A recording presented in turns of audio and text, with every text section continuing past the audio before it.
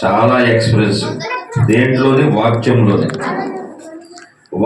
చాలా ఎక్స్పీరియన్స్ ఉన్నారు ఆయన. మేమైతే నేను గవర్నమెంట్ ఎంప్లాయ్ అండి. నేను గవర్నమెంట్ ఎంప్లాయ్. నేను 3 ముఖ్యమంత్రులుగా చేశాను. అదే ఎవరి దగ్గర అండి? 3 ముఖ్యమంత్రులుగా చేసిన ఉద్యోగం నేను ఇంజనీర్ సెక్షన్లో చేస్తే కలెక్టర్ గారి ప్రోటోకాల్ మీద చంద్రబాబు నాయుడు గారు కాకుండా దివాకర్ రెడ్డి గారి దగ్గర ఆయన పిఏగా నాకు ఉద్యోగం ఇచ్చాడు. దివాకర్ రెడ్డి గారు తెలుగుదేశం ప్రభుత్వంలో. అక్కడ నుంచి బాగా చేస్తున్నాడని చంద్రబాబు నాయుడు దగ్గర వేశారు. చంద్రబాబు నాయుడు వేసిన తర్వాత రాజశేఖర రెడ్డి దగ్గర వేశారు.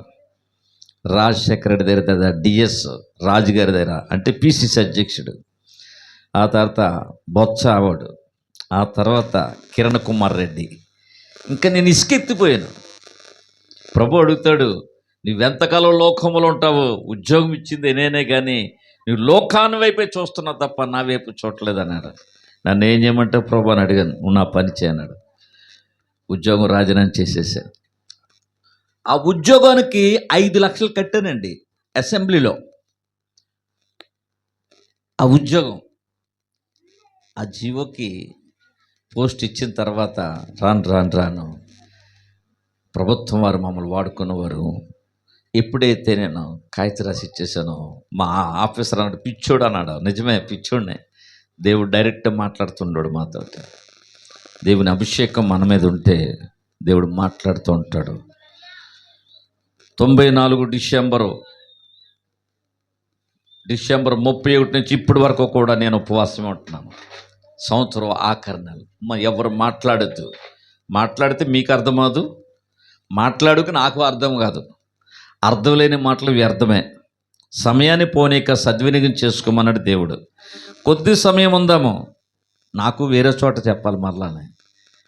నాకు 8:30 చెప్పారు మీ పాస్టర్ గారు, 9:30 అవగొట్టాలన్నారు. మరలా 9 చెప్పి 10కి, నేను 10కి మళ్ళీ అక్కడికి వెళ్ళాలి. దయచేసి వినండి, దేవుని వాక్యం మన దగ్గర ఉన్నది. ప్రియులారా, ఈ సంవత్సరము ఆఖరిలో ఉన్నాము. కొన్ని గడియలు ఉన్నాయి, కొన్ని గంటలు ఉన్నాయి. ఈ కొన్ని గంటల్లో కూడా దేవుని సన్నిధిలో మనం దేవునితో ముఖాముఖిగా మాట్లాడుకుందాము. దేవుని స్తోత్రం. ద్వితీయోపదేశ కాండము 28వ అధ్యాయము 1-2 వచనం చదువుకుందాము. నీవు నీ దేవుడైన యెహోవా మాట శ్రద్ధగా విని నేడు నేను నీకు ఆజ్ఞాపించి ఉన్న ఆయన ఆజ్ఞలన్నిటినీ అనుసరించి. తీసారా? ఎవరైనా చదవగలరా? నేను చదువుతున్నాను, చూస్తున్నారా? అమ్మా పిల్లలు, ఆయన ఆజ్ఞలన్నిటినీ అనుసరించి నడుచుకుని ఎడలా నీ దేవుడైన యెహోవా భూమి మీదన సమస్త జనముల కంటే నిన్ను హెచ్చించును. ఏమన్నారు? భూమి మీద జనముల కంటే నిన్ను హెచ్చిస్తానంటున్నాడు. ఇదేంటిది? హెచ్చిస్తానంటాడేంటి? నీవు నీ దేవుడైన యెహోవా మాట శ్రద్ధగా. ఇక్కడ శ్రద్ధగా విన్నవాళ్ళకే ఈ మాట. అశ్రద్ధగా విన్నవాళ్ళకి వస్తే దేవుడు వాక్యం మాట్లాడ్డం. శ్రద్ధగా విని వాళ్ళకి, నీవు అంటే ఇక్కడున్న వారికి, నీవు నీ దేవుడైన యెహోవా మాట శ్రద్ధగా విని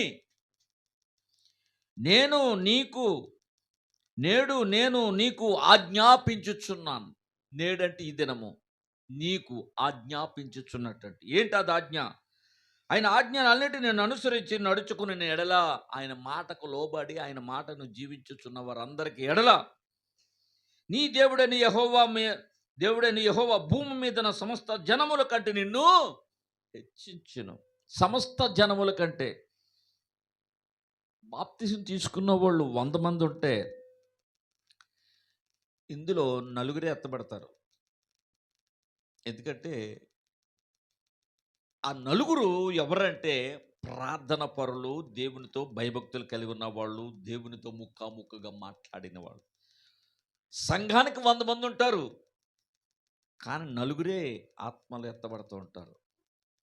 ఆ 4 గట్టి గింజలు పరలోక రాజ్యానికి. అందుకని అన్నాడు, నీ గురించి నా గురించి చెప్పిన మాట ఏమని చెప్పాడు వినండి, మరలా చదవండి. ద్వితీయోపదేశ కాండము 28 అధ్యాయము 1వ వచనము 2వ వచనము నేను చదివాను. Page number 168.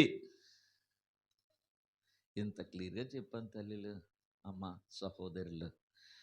నీవు నీ దేవుడైన యెహోవా మాట శ్రద్ధగా విని నేడు నేను నీకు ఆజ్ఞాపించుచున్న ఆయన ఆజ్ఞలన్నిటినీ అనుసరించి నడుచుకుని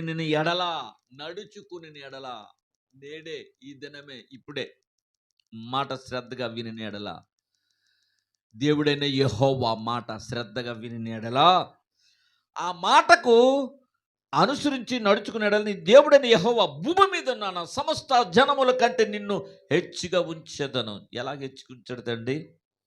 ఇప్పుడు వరకు సంవత్సరం అంతా కూడా మీరు కష్టాల్లో, బాధల్లో, శోధనలో, శ్రమల్లో, ఇరుకులో, ఇబ్బందులు, నలుగులట్లో ఉండి ఉంటారేమో, మాకైతే తెలియదు. కానీ ఇప్పుడు సమస్త జనముల కంటే, అంటే ఈ సంవత్సరం అయిపోయింది, 26 వస్తుంది. సమస్త జనముల కంటే అబ్రహం అన్నాడు, ఏంటి నువ్వు నా ఇంట్లో చచ్చేయమంటున్నావు ఏంటి అని అడగలేదా? వచ్చేసాడు, కుమారుడు కోసం అడిగాడు అంతే. నాకు 75 సంవత్సరాలు వచ్చాయి, అప్పుడన్నావు ఇప్పుడన్నావు ఏంటి అని అడుగుతాడు. తగిన కాల సమయంలో దేవుడు ఇస్తాడు. మీకు నిరీక్షణ కలిగి ఉండి విశ్వాసంతో మీరు అడిగిన ఎడలా ఏమి ఇష్టమో అది అడగమన్నాడు. అంతేగాని వాళ్ళు మిద్దులు కారులో అడగమంటే ఇవ్వడో. నశించుచున్న ఆత్మల కోసం మీరు ఆరాటపడితే మిమ్మల్ని హెచ్చిస్తానంటున్నాడు అక్కడ. నా మట్టుకైతే బ్రతుకుత క్రీస్తే, చావైతే లాభమని అపోస్తుడని పౌలు చెప్పాను. ఎందుకంటే అపోస్తుడు పౌలుగా ఎవరూ చేయలేరు. కనుక మనము ఏమి చేయాలి? దేవునికి లోబడాలి, అపవాదిని ఎదిరించాలి. ఎలాగా? దేవుని మాటకు లోబడాలి, శ్రద్ధగా ఆలకించాలి. నీ దేవుడని యెహోవా భూమి మీద ఉన్న సమస్త జనములు భూమి మీద చాలామంది ఉంటారు, అందులో నువ్వు ఒక్కడవే. నేను చెప్పాను కదా, 100 మందిలో 4 గట్టి గింజలని. 100 మంది సంఘంలో ఉన్న 4 ఉంటారు, వింటారు వాళ్ళు. ఇది గట్టిగా ఏళ్ళు ఎక్కడితే 10 మంది ఉంటారు, అందులో ఒక్కళ్ళకే వాక్యం వెళ్తుంది. ఎందుకు వెళ్తుంది అంటే, మనుషులు అంటుంటారు కానీ మనసు మాత్రం ఇక్కడ ఉండదు. మనిషి ఇక్కడ ఉంటారు కానీ మనసు ఇక్కడ ఉండదు. దేవుని వాక్యం శ్రద్ధగా విని ఎడల వారికే దేవుడు మాట్లాడుతూ ఉంటాడు డైరెక్ట్గా. దేవుని స్తోత్రం, హల్లెలూయా.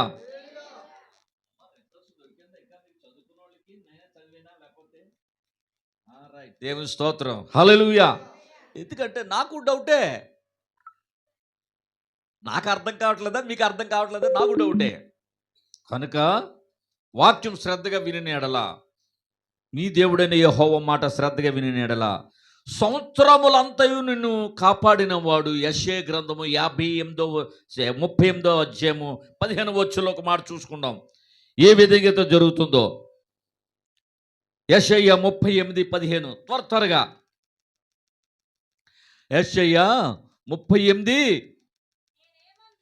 నేనేమందును, ఆయన నాకు మాట ఇచ్చును, ఆయన నెరవేర్చును. నాకు కలిగిన వాక్యములను బట్టి నా సంవత్సరములన్నీ నేను మెల్లగా నడుచుకుందును. మెల్లగా ఏంటంటే ఒకేసారి మేడెక్కలేరు కదా, ఒక మెట్టు మేడెక్తారు కదా. మెల్లగా మిమ్మల్ని హెచ్చిస్తానంటున్నాడు. ఎప్పుడు? ఆయన మాట లోబడినప్పుడు, ఆయన మాట వినినప్పుడు.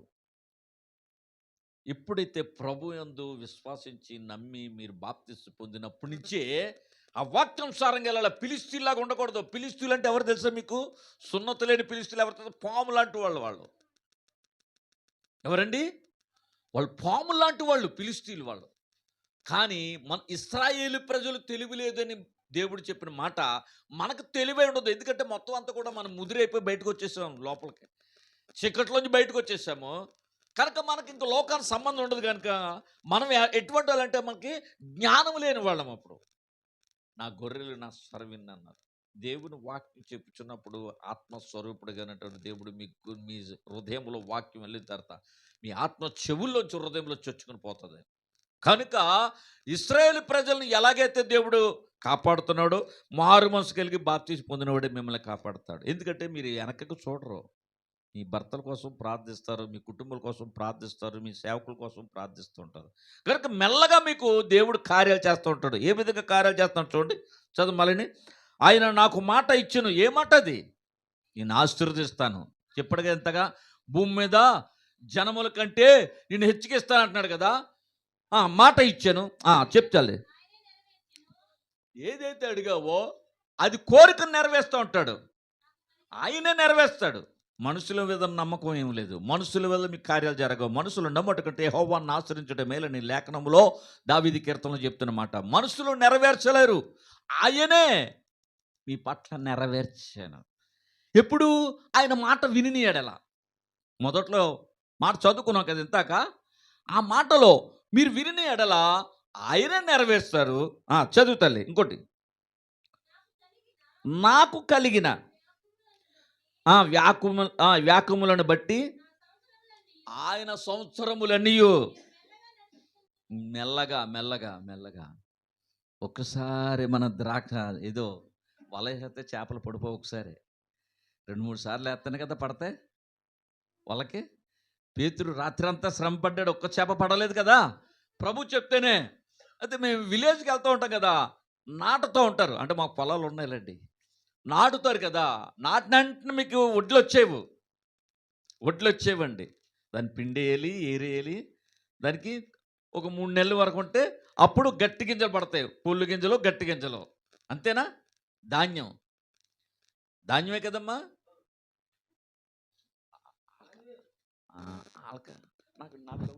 మీకు అసలు వరి అంటే తెలుసా? మీకు గడ్డి అంటే తెలుసా? చేను అంటే తెలుసా?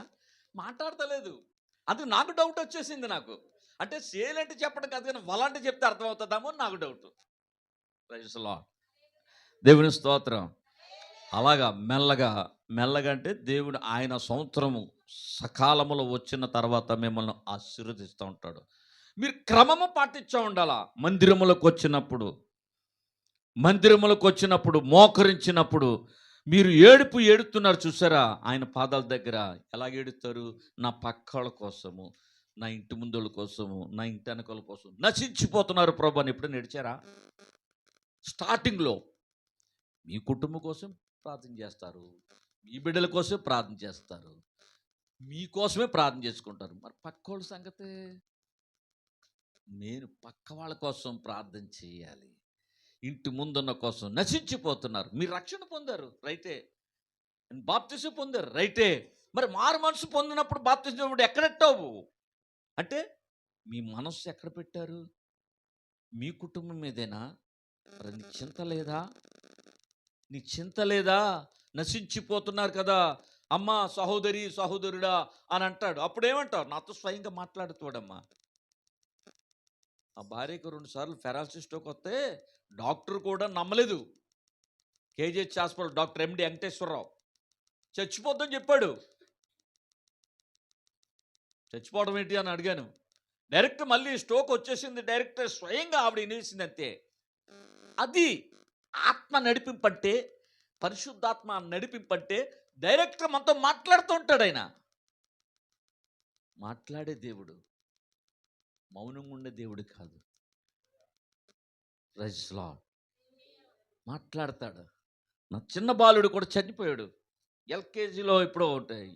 జాండీస్ ముదిరిపోయి లివర్ అంతా కూడా పాడైపోయింది, చచ్చిపోయాడు. డాక్టర్ సర్టిఫై చేశారు. ప్రభువా నేను నమ్మని ఏంటి ఇదే నా శిక్ష అని అడిగాను. తండ్రి అని పిలిచాడు. ఎన్ని సూదులు బెండ్ అయిపోయినాయో వెంటనే బ్రతికాడు. ఎంఎస్సి వారు చదివాడు, జాబులు లేవు. అప్పుడప్పుడు వారికి చెప్తాను, మా చిన్నబాబుకి ఉద్యోగం రావాలి. ఉద్యోగం ఎవరు ఇవ్వడమో నాకు తెలియదు. మరి ఎందువల్ల? ఆయన నమ్మిన బిడ్డలు ఎన్నడూ కూడా విడిచిపెట్టడు. విశ్వాసించండి, నిరీక్షించండి. మెల్లమెల్లగా అంచులుగా మిమ్మల్ని ఎదుగు చేస్తూ ఉంటాడు అంటున్నాడు దేవుడు. దేవుని స్తోత్రం. హల్లెలూయా. నా సంవత్సరములన్నీను నేను మెల్లగా నడుచుకుందును. అప్పుడు మీకేమిటంటే మీ కొట్లలో ధాన్యము అంటే చూడండి, మీరు కొంత పల్లెటూరులోకి వెళ్తే గొడౌన్స్లో ఇవి ఉంటాయి కొంత ఇళ్ళలో. దాంట్లో ధాన్యం ఉంటుంది, ఇళ్లలో ద్రాక్షరసం ఉంటుంది. అది మీకు సమృద్ధిగా ఇస్తూ ఉంటాడు దేవుడు. ఎలాగిస్తాడు దేవుడు? ఏబేలు గ్రంథం 2వ అధ్యాయం చూడండి ఒకసారి మాట. ఏబేలు గ్రంథం 2వ అధ్యాయము 24వ వచనంలో ఒక మాట చదువుతాం చూడండి త్వరగానే. ఏబేలు గ్రంథము 2వ అధ్యాయము 24వ వచనం.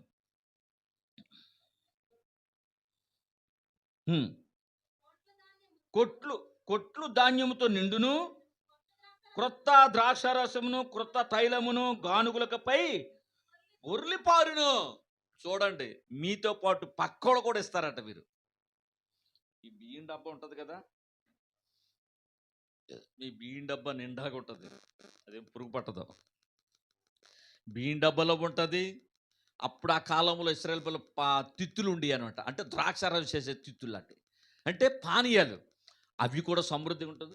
మీకే అక్కడ పక్కలు కూడా ఇస్తారట. ఎప్పుడు? ఆయన మాట విని ఎడలా, ఆయన వాక్యాన్ని అనుసరించిన ఎడలా, ఆయన మాటకు లోబడిన ఎడలా మీకు మెల్లమెల్లగా జాయిగా సంవత్సరము నూతనంగా కార్యాలు జరుగుతూ ఉంటాయంట. అది లేఖనం చెప్తున్నది, నేను చెప్పట్లేదు. నమ్మిన వారు దేవుని స్తోత్రం చెప్పండి. హల్లెలూయా. అది ఏబేలు ప్రవక్త చెప్పిన మాట ప్రకారంగా ఏంటంటే, కొట్లలో ద్రాక్షారసము, కొట్లో ఏముందమ్మా 24, కొట్లు ధాన్యముతో నిండును, క్రొత్త ద్రాక్షారసము, అంటే క్రొత్త ద్రాక్షారసము కొత్తగా, మీకు కొత్తగా అన్ని కూడా కొత్తవి అంటే కొత్త తైలము, అబ్బబ్బబ్బా గానుగులుగా పైగా పారులతో ఉంటుందంట. గానుగు నూనె ఆడేటప్పుడు పారు వెళ్తా చూసారా? మీ కుటుంబాలు అలా దీవించబడతానే ఉంటాయట. మీ కుటుంబాలు దీవించబడతాయంట. ఎప్పుడు? నేడు, ఈ దినము మీరు మాట విని ఎడల, మాటకు లోబడిని ఎడల, దేవుని వాక్యం ద్వారా నడుచుకునే ఎడల, నీవు అనేక మందికి నువ్వు సహకారిగా ఉంటావు. అనేక మందికి చాలా గొప్ప ఆశ్చర్యం జరుగుతుంది. వెంటనే మీకు కోట్లు వచ్చేవు, వెంటనే దీని నిండా బియ్యం రావు. మెల్లమెల్లగా నీ దేవుడికి ఎప్పుడైతే ధారాళం చేస్తున్నావో, దేవుని మందిరానికి వచ్చి నువ్వు గుప్పులిప్పి నీ చేతుల్లో ఆశీర్వదిస్తూ ఉంటాడు. ఎప్పుడైతే దేవుని సన్నిధిలో నువ్వు మోకరించి ప్రార్థిస్తావు, ప్రభా ఇదిగో నేను దశమ భాగం నీకు ఇచ్చాను, ప్రభా నాకు కలిగినది నీకు ఇచ్చాను, వెంటనే నీ గిన్నె నిండి పొరులు పారుచుంటూ ఉంటుంది. లో రబా షందరా బాబా కుర్యాథరా బా సికందర్ రబా బాబా మోహోతయ రీకాబారా షందరా బాబా. పరిశుద్ధాత్మ దేవుడు నీకు ఎప్పుడు కూడా సమృద్ధి ఉంటాడు, కానీ పరిశుద్ధాత్మ దేవుడు ఎప్పుడు వెనక చేయడండి మిమ్మల్ని. ఆ పెంతుకొస్తూ అనుభవం. నేను ప్రభు నమ్ముకుంటారు, చాలా దరిద్రుడైపోయాను, చాలా దరిద్రుడైపోయింది. ఎందుకు?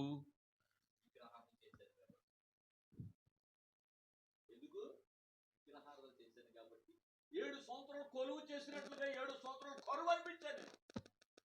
మామూలుగా కరువు కాదు. అటువంటి స్థితిలో నన్ను పైకి లేపేశాడంతే. చేసిన పాపాలను ఒప్పుకునేవాడిని. అటువంటి స్థితిలో 10 మందికి పెట్టే స్థితిలో నన్ను నిలబెట్టేశాడు. దేవుని స్తోత్రం. నేను ఊహించలేదు. ప్రతి సంవత్సరం బట్టలు పెడతాను నేను బయట వాళ్ళకి. మామూలు ప్యాంటు షర్ట్ పెట్టను, సఫరీలో పెడతాను. చాలామంది అడుగుతూ ఉంటారు, కొంతమంది పేద స్థితిలో పెడతారు. మా మిస్సెస్ కూడా బట్టలు ఇస్తూ ఉంటారు కొత్తవి కొని. ఎందుకు? పెంట కుప్పల మీద ఉండేవాడు నేను, నన్ను పైకి లేవనెత్తాడు. ఎలాగ ఒకేసారి లేపాడు అనుకుంటున్నారా? కొద్దిగా. అందుకనే దేవుని మందిరానికి వచ్చినప్పుడు ఏమి తీసుకురావాలటండి? కానుకలను. యశుప్రభు పుట్టిన తర్వాత బంగారము, సాంబ్రాణి, బోళం ఎందుకు తీసుకొచ్చారు? వాళ్ళు పని లేక తీసుకొచ్చారా? మాదిరి చూపించారు మీకు, అంతే. సమాధానకర్త మనకు వచ్చాడు, ఆయన మనకి కుటుంబానికి అధిపతి ఉంటాడు. తెల్లవారుజాము నేను ఒక్కడనే, కలలో కాదు, ఒక్కడనే మెసేజ్ మాట్లాడేస్తూ ఉంటున్నాను. మా ఊళ్ళో తెల్లవారుజాము 5 లేసి ప్రార్థన చేసుకుంటున్నాడు. మీనా ఏంటి మెసేజ్ ఎవరితోనో మాట్లాడుతాను, మెసేజ్ మాట్లాడుతున్నాను నేను 4 గంటలు ఎగవసరం ఉండి 5 అయిపోయింది. రాత్రి 1 గంట అయిపోయింది. రోజు 2-3 వారం రోజులు బట్టి 1 గంట 12:30 ఇలాగ అయిపోతుంది. రాత్రి 1 గంట అయిపోయింది. నేను మెసేజ్ మాట్లాడుతున్నాను అంతే. రిఫరెన్సులతో చూద్దాం. అంటే ఎందుకు? దేవునితో సహవాసం చేస్తున్నాం కాబట్టి, దేవుడు వాక్యం మనలో ఉన్నది కాబట్టి మనతో మాట్లాడుతున్నాడు దేవుడు. అందుకనే మీరు ఎప్పుడు కూడా మందిరానికి వచ్చినప్పుడు దైవజనులు మాట్లాడుచున్నప్పుడు ఏ దైవజనులు అది అనుసరించుకోవాలి. అది ఎంతవరకు కరెక్టు, బైబిల్లో ఉందా, బైబిల్లో లేదా, లేనిది చెప్తున్నాడా, అది అనుసరించుకున్నప్పుడే, దేవుని వాక్యంతో ఉన్నప్పుడే సమాధానంగా వెళ్ళిపోతూ ఉంటుంది. సమాధానంగా వెళ్ళిపోతూ ఉంటుంది. కుటుంబాల్లో కలతలు ఉంటాయి, ఇబ్బందులు ఉంటాయి. నాకంటే పెద్ద ఆయన బ్యాంక్ మేనేజరు, 2 సంఘాలు ఉన్నాయి. కానీ ఏ రోజు కూడా చొక్కా కొనలేదు. నేను ఆడి సూట్ కొన్నాను, ఓ సంవత్సరం బట్టలు కొన్నాను. నేను ఎప్పటివాడిని, వాడు 2-3 బిల్డింగ్లు ఉన్నాయి, నాకు ఇల్లే లేదు ఇక్కడ. ఒక ఇల్లు లేదండి, అద్దెలు ఇంట్లో ఉంటున్నాను. ఈ సంవత్సరం నేను 2 సూట్లు కుట్టించుకున్నాను కొత్తవి. మా వాడు ఫోన్ చేశారా, డాడీ మాకు బట్టలు తీసుకురాలేదు అంటున్నాడు. మా అన్నయ్య గారు అబ్బాయి పాస్టర్ గారు. మనం పెట్టే స్థితిలో మన దేవుడు పెడతాడు. ఎప్పుడు దేవుని సన్నిధి మాట విని, దేవుని సన్నిధిలో దేవుని వాక్యం ప్రకారంగా నడుచుకుని ఆయనకి ఇవ్వవలసింది ఇది ఇచ్చేస్తే 2 చేతుల సంపాదన, కొట్లలో ధాన్యం తరగదు, గుడ్డులో నూనె తరగదు. దేవునికి లోబడి అపవాదిని ఎదిరించిడి. మీరు వాక్యం ద్వారాగా నడుచుకునే ఎడల ఈ ప్రక్క కోసం ప్రార్థన, వారి ప్రక్క కోసం ప్రార్థన, వెనకాల కోసం ప్రార్థన చేయటమే మీ పని. మీరు దేవుని సన్నిధిలో కార్యం చేయటం మీ పని. నేను సేవకుడు అయిన కారణం ఏంటి చెప్పమంటారా? చర్చ్ ఆఫ్ గాడ్ అని తెలుసా మీకు ఎక్కడన్నా? జ్యోతికుమార్ రెడ్డి గారిది 20 సంవత్సరాలు ఉన్నాయి ఆయన దగ్గర. నేను లెటర్లకు అడిగేవాడినండి, సేవకుల లెటర్లు. నమ్ముతారా? నేను గవర్నమెంట్ ఎంప్లాయ్ చేసి ఉద్యోగం చేస్తూ. అర్థమైందా మీకు? లెటర్లు ఎవరైనా కడుగుతారా అండి? కడుగుతారా? లెటర్లకు అడిగేవాడిని నేను. అలాగే సివైఎఫ్ అనే మూర్తిరాజు గారు ఉన్నారు, ఆయనతో కూడా ఉండేవాడిని. నేను ఇంటర్నేషనల్ సివైఎఫ్ అంటారు మూర్తిరాజు గారు, ఆయనతో కూడా ఉండేవాడిని. ఆ మీటింగ్లో అక్కడ కూడా అలా చేస్తూ ఉండేవాడిని. సేవకులు బ్యాగులు మోసేవాడిని. తర్వాత వాళ్ళకి ఏం కావాలో మోసేవాడిని. ఈ దినాన్ని నేను దేవుడు నన్ను వాడుకున్న కారణం ఏంటి? వాక్యం ఏందో, బైబిల్ తీయక్కర్లేదు. మనం వాక్యం లోపల ఉంటే వాక్యంతో మాట్లాడేయచ్చు. పరిచర్య కావాలి. నేను వెళ్ళే మందిరంలోనికి ఎన్ని దులిపేసి శుభ్రంగానే ఈ టార్బల్లాగా ఉండి చిన్న చిన్న సాపలు వేసేసేవారు, ఓ శుభ్రం దులిపేసేవాడు. మార్టిన్ లూథర్ గారు రోమన్ చక్రవర్తి దగ్గర ఉంటే అలాగే చేసేవాడు. అవన్నీ వినేవాడిని, అలా చేసేవాడిని. మీరు పరిచర్యలు చేశారు, ఆ పరిచర్య తగ్గట్టు ఏం చేయాలి? క్రియలు కూడా మీరు ఉండాలి. మీ క్రియలు మీ వెంటే ఉండిపోతాయి. అప్పుడు దేవుడు మీ వైపు చూస్తాడు, మీ కుటుంబాలు దీవించాడు. అమ్మా నిన్న కాక మొన్న ఆ పాస్టర్ గారు చర్చిలోకి వెళ్ళింది ఏంటిది, తెల్ల వస్త్రాలు వేసుకుని వెళ్ళిపోతున్నారు, వాళ్ళ ఇంట్లో ఇలాగుంటున్నాయి అలాగుంటున్నాయి. ఎక్కడి నుంచి వస్తుందమ్మా? ఎక్కడి నుంచి వస్తుందో తెలుసా? మీ బంధువుల దగ్గర నుంచే తీసుకొస్తాడు. హగ్గాయిలు అంటాడు. హగ్గాయిలో 2వ అధ్యాయంలో మాట్లాడతాడు ఏంటంటే, ఆ వెండి బంగారాలంట మందిరాన్ని తీసుకొస్తారని ఉంది అందులో. అర్థమైందండి? వాళ్ళేస్తారు మీకు. అంటే మన క్రియ, మన ప్రవర్తన చూస్తారండి. మనమే కులాల దగ్గర గొడవలు పెట్టుకుంటే ఏమంటారు? మౌనం ఉండాలి, మాట్లాడాలి. ప్రభుత్వం మన స్నేహం చేస్తే ప్రభువే మనకి అంచులంచులుగా ఒక్కొమెట్టు మెల్లగా హెచ్చిస్తూ మీ గొడవసులు అంటే ధాన్యం గొడవ. అదే ధాన్యం డబ్బి ఉంటాయా? ఉండవు కదా. పల్లెటూరులో ఉంటాయి, గోదం ఉంటాయి కదండి. తెలుసా మీకు ఎప్పుడైనా? అందరూ ఉంటుంది, ధాన్యం అంతా వేసేస్తారు. అంటే మాకు ధాన్యం మా మామయ్య గారు వేసుకోరు కాబట్టి మా ధాన్యం సంగతి తెలుసుకుంటాం. ఆ ఖాళీ ఉండేటప్పుడు ఆడిస్తూ ఉండేటప్పుడు పాత బియ్యం అయిపోతుంది. కనుక మీరు మన టౌన్లోని ఇదే మన ప్రధానం. తరగదని చెప్తున్నాడు దేవుడు. ఎందుకు తరగదు? మన దేవుని సన్నిధిలో గుప్పులు ఇప్పుతున్నాము, దేవుని సన్నిధిలో వాక్యం తరగ నడుచుకుంటున్నాము. దేవుని సన్నిధిలో మనము హనోకు నడిచినట్టుగా మనం దేవునితో నడుస్తున్నాము. అప్పుడే మిమ్మల్ని అంచులంచులుగా దేవుడు ఎదుగులుగా చేస్తాడు. దేవుని స్తోత్రం, హల్లెలూయా. దినవృత్తాంత గ్రంథం 2వ దినవృత్తాంత గ్రంథం 16వ అధ్యాయము 9వ వచనంలో ఒక మాట చూద్దాం. చూడండి, 16వ అధ్యాయము 9వ వచనంలో దినవృత్తాంత గ్రంథము. స్తోత్రం, హల్లెలూయా. 2వ దినవృత్తాంత గ్రంథము 16వ అధ్యాయము 9వ వచనం.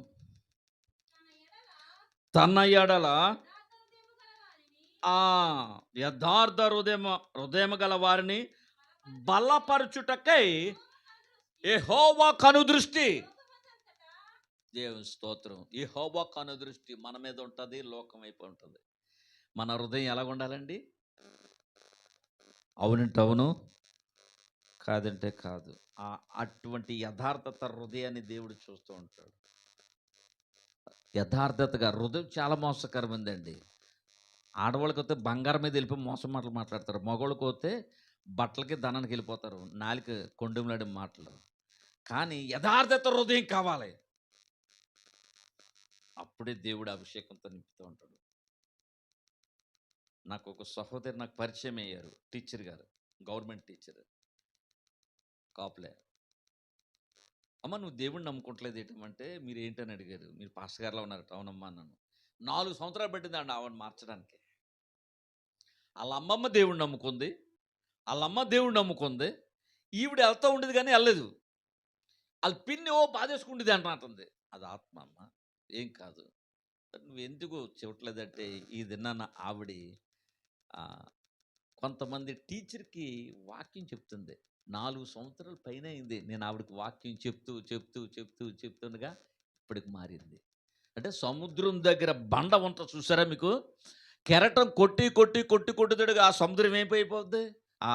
ఆ బండ ఏమైపోద్ది? అరుగుదల వచ్చేస్తుంది, అంతేనా? అక్కడ కాలైతే ఏమైపోద్ది? సీరేస్తుంది. మన వాక్యము ఆ హృదయాన్ని సీరేసింది, అందుకనే మారింది. లేకపోతే మారదు. 4 సంవత్సరాలు పట్టిందంటే ఎన్ని విగ్రహాలు చేసి ఉంటుంది. వాళ్ళందరూ దేవుడిని నమ్ముకున్నారు అంటున్నారు. నువ్వెందుకు నమ్ముకోలేదమ్మా అని అడిగితే, నేను లోకం వైపు నేను చూస్తున్నాను, నా కూతుర్లు ఏమైపోతారు, కూతుర్లా కూడా రారు. కనుక యథార్థ హృదయం మనకు ఉండాలి. యథార్థత, ఏ మాట చెప్పినా యథార్థత ఉండాలి మనలో ప్రతి మాట కూడా యథార్థత ఉన్నప్పుడే దేవుని రాజ్యానికి మనం వారసులు అవుతాము. దేవుని స్తోత్రం, హల్లెలూయా. యథార్థత లేకపోతే చాలా కష్టం అండి. యథార్థత కలిగి ఉండాలి. రెండో మాట చూడ మందులోనే ఉంది. ఈ విషయమందు నీవు మతి తప్పి ప్రవర్తించితివి గనుక ఇది మొదలుకొని చూసుకోండి. యథార్థత లేకపోతే నీ మతే స్థిమితం ఉండదు. ఏముండదమ్మా? మాట తప్పితే దేవునికి దూరం అయిపోయినట్టే. మాట తప్పితే దేవునికి దూరం అయిపోతారు. మతి తప్పినట్టే. జాగ్రత్త సుమ, వాక్యం నేను చెప్పట్లేదమ్మో, నేను అంటలేదు, అక్కడ వాక్యం ఉంది, చెల్లి చదివించింది. అవునంటారా కాదంటారా? మనం ఎలాగుండాలంట? యథార్థతగా ఉండాలంట. దేవుని సన్నిధిలో యథార్థత, కుటుంబంలో యథార్థత, భర్త దగ్గర యథార్థత, భార్య దగ్గర యథార్థత, పిల్లల దగ్గర జాగ్రత్త. ఇవన్నీ యథార్థతగా మనకు కలిగి ఉన్నప్పుడే ప్రతిదీ కూడా దేవుడు మనకు చూపిస్తూ ఉంటాడని. ఇది చెయ్యాలా మానేలా, ఇది మాట్లాడకూడదా, ఇలా వెళితే ఏం జరుగుతుంది, మన పెదవులు ఇలాగ ఉంటాయి, మౌనంగా ఉండాలి. ఈ దేవునికి ఇష్టమైనటువంటిగా బిడ్డగా మీరు ఎప్పుడైతే ఉన్నారో అభిషేకం మీ మీద దిగిపోతుంది. ఒక విశ్వాసం మీద అభిషేకం దిగిందంటే మామూలు మనిషి కాదండి. నేను పాస్టర్గా అవునప్పుడే ప్రవచించేసేవాడిని. ప్రవచించే విషయం కారణం ఏంటంటే యథార్థత ఉండాలి మనలోని. నేను నా నీతిని, నా రాజ్యాన్ని మొదట వెతుకు, నీకు ఏం కావాలో అది ఇస్తానని వాగ్దానం చేశాడు. అయితే ఎప్పుడు నీతి కావాలి? దేవుని సన్నిధిలో దేవుని మాట లోబడిన వాడే నీతిగా ఉంటారు. అప్పుడే సమృద్ధిలో పెడతారు. దేవుని స్తోత్రం, హల్లెలూయా. యథార్థత కలిగి దేవుని రాజ్యాన్ని వారసులు అవ్వాలంటే మనలోనే ఏముండాలండి? మాట వినుట శ్రేష్టము. తర్వాత కీర్తనలో 103 కీర్తన తీయడము త్వరగా 13వ అధ్యాయము. తండ్రి తన కుమారుల ఎడల, అంటే 103 కీర్తన 13వ వచనం. అమ్మా చదవండి. జాలి పడినట్టు యెహోవా యందు ఆ! అది ఎలా తెలుసండి మీకు? ఎప్పుడైతే మీరు చేసిన పాపాలు ఒకేళ కోపంలో పాపం మాటలు మాట్లాడొచ్చు. దాన్ని సరిచేసేసుకోవాల. కోపంలో మాటలు వదిలేస్తూ ఉంటారు. సరిచేసేసుకోవాల. తండ్రి ఎడల చదువుతలే మళ్ళీని. తండ్రి తన కుమారుని ఎడల జాలి పడినట్లు ఆ! భయముతోను, భక్తితోను చదువు తల్లి. ఆ! జాలి పడతాడు దేవుడు. ఎందుకంటే మన కోపం మనుషులైన తోడు కోపం అందరికి ఉంటది. కోపం లేనోళ్ళు ఎవరైనా ఉన్నారా? కొంతమంది బీపీలు ఉంటాయి. ఏం మాట్లాడతారో తెలీదు. స్పీడ్ అయిపోతుంటారు. కోపం. కోపం పడడి, పాపం చేయకుడి. ఆయన కోప్పడ్డాడు. ఎందుకు? నా మందిరాన్ని గువ్వలమ్ముకునకి వ్యాపారాలుగా చేస్తున్నారా అని. అంతేనా? ఆయన కోపపడ్డాడు. కానీ మీరు ఎలాగుండాలి? మీరు కూడా కోపపడతారు. కానీ ఆయన తండ్రి మన పక్షాన జాలి చూపించాడు. ఎందుకంటే నా కుమార్తె తప్పిపోతుందేమో. సాతానుగాడు పక్కనే ఉంటాడు. ఎక్కడో ఉండడు. మన పక్కనే. మన కుటుంబంలో మన పక్కనే ఉంటాడు. ఏ ముఖంగా ఉంటాడో. ఆడు ప్రధాన నాయకుడాడు. యేసుప్రభుని ఆడి దగ్గర ఉంది అంతాని. మ్యూజిక్ టీమ్ అంతా కూడా ఆడి దగ్గర ఉంటది. ఎవడమ్మా? మ్యూజిక్ టీము ఆడి దగ్గరే. కీబోర్డు, ప్యాడ్స్ ఇప్పుడొచ్చాయి కదండీ! నా చిన్నప్పుడు డ్రమ్మే. డ్రమ్ము కొడుతూ ఉజ్జయం లేసేది పెంతెకొస్తలో. డ్రమ్ము కొడితే దావీదు వలనే నాట్యమడనేటప్పుడు నాట్యాలేసేవారు దావీదు వేసినట్లుగా. కానీ ఆడు తెలుసు ఆడికి. కనుక మనం దేవునికి ఆయన ఇష్టమైన బిడ్డలుగా ఉన్నప్పుడు ఆయన జాలి మన మీదకి వస్తుంది. మనము ఆయనతో సత్సంబంధాలు చేసుకుంటాం. సత్సంబంధం లేకపోతే మాట్లాడలేము. సత్సంబంధం లేకపోతే కుటుంబాలు కలవలేము. సత్సంబంధం లేకపోతే సహవాసాలు ఉండవు. సహవాసం కలిగి ఉండాలంటే ముందు దేవునితో సహవాసం చేయాలి. దేవునితో సహవాసం చేసినప్పుడు దేవుడే ప్రత్యక్షత మన దగ్గరకు వచ్చేస్తాడు. అది అనుభవం ఉన్నోళ్ళకి చెప్తున్నా. నాకున్న అనుభవం ఉంది. ఎన్నోసార్లు చూశాను నేను. కానీ వాళ్ళ అమ్మగారు నన్ను చాలా ప్రేమించారు. ఎందుకంటే ఈడు కరెక్ట్గా ఉంటాడు, యథార్థతగా ఉంటాడు. ఈడు పాస్టర్ కాదు, విశ్వాసి, కానీ కరెక్ట్గానే ఉంటాడు. మాటకు లోబడతాడు, ప్రార్థన చేస్తాడు, అద్భుతాలు జరుగుతున్నాయి. అదే ఆవిడ నమ్మకం. రెప్కమ్మ గారికి యథార్థత కావాలి మనలోని. మన హృదయాలని దేవుడు చూస్తాడు. మన నమ్మకత్వం, మన దేవునికి నమ్మకత్వంగా మనం నడుచుకోవాలి. దేవుని స్తోత్రం. మన నమ్మకత్వం కోల్పోయమంటే చాలా కష్టమండి. మాటలోనే పడిపోతాం. క్రియలు అక్కర్లేదు, మాటలోనే పడిపోతాం. అపవాది ఎక్కడో ఉంటుంది, పక్కన ఉంటుంది. ఏమండి నా తెలియగడుతాను, చిన్న మాట అడుగుతాను. ఆది కాండంలో ఆదామా అవ్వ చేశా అన్నారు కదా. అసలు అక్కడ వచ్చినట్టు పాము వచ్చిందా, లేకపోతే ఎవరైనా వచ్చారా వాళ్ళ దగ్గరికి? సర్పము. సర్పం అంటే పామేనా? రైట్. ఒక్క మాట నాకు ఎందుకు వచ్చిందో థాటు. సర్పం వచ్చింది కదా. సర్పం ఎలాగొచ్చింది? పాక్కుండా వచ్చిందా చెట్ల మీదకి? అంటే మరి చెట్ల మీద పాక్కుని వస్తే నరుడు నేను శిరస్సు మీద కొట్టిన కాక అని అన్నాడు కదా మాట. మరి అంతకుముందు ఏంటి, నడిచి వచ్చిందా?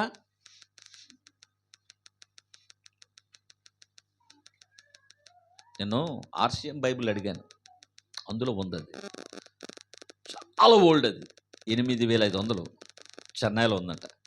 నేను ఒక పాయింట్ అయితే ఆ పాయింట్ చూసి చెప్పండి నాకు. అయితే ఆ బైబిల్ కావాలన్నాను. అందులోనే చాలా ఉన్నాయి. పాముకు కాళ్ళు ఉన్నాయని. కనుక దేవుడు ఏం చెప్పాడు ఇందులోని? నరుడు శిరస్సు మీద కొట్టును కాక, నువ్వు నేల మీద ప్రాకును కాక, మొన్ను అయితే తినను కాక. అంతే గారు. అంటే దాని ముందు, అంతకుముందు ఏమున్నది దానికి? నమ్మిన వారి దేవుని స్తోత్రం చెప్పండి.